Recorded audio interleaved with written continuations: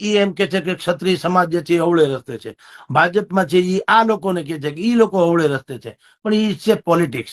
એવી છે શંકરસિંહ બાપુને પણ એક ટકોર કરીએ, ખાલી મહાન માણસ છે, મોટા નેતા છે, આપણે તો શું કહી શકીએ, પણ બાપુ આપ સ્વયં મુખ્યમંત્રી હતા અને તમારી સરકાર એટલે કે આમ તમને કહું તો ગૌરવ કહી શકાય એવી સરકાર, ટનાટન સરકાર તો હકીકત ટનાટન જ હતી, એને નિર્ણાયક સરકાર કહેવાય.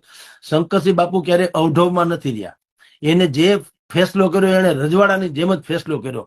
પણ હવે તમે છાજ્યા લ્યો, એના કરતા તમે જયારે મુખ્યમંત્રી હતા, આમાં તમારી જાણ ખાતર ધારવી બેન, મોટા મોટા સચિવો, મોટા મોટા ગ્રહના વિભાગના લોકો, મોટા મોટી ખાનગી એજન્સીઓમાં સંકળાયેલા લોકો બધા નિવૃત્ત થાય ને પછી બધો ડખો બહાર પાડે. શંકરસિંહ બાપુ હોય કે બીજા બધા નિવૃત્ત થઈ જાય ને પછી બધા કૌભાંડ બહાર પાડે, જે તે અથવા તો ખામી હોય છે વાતો કરે.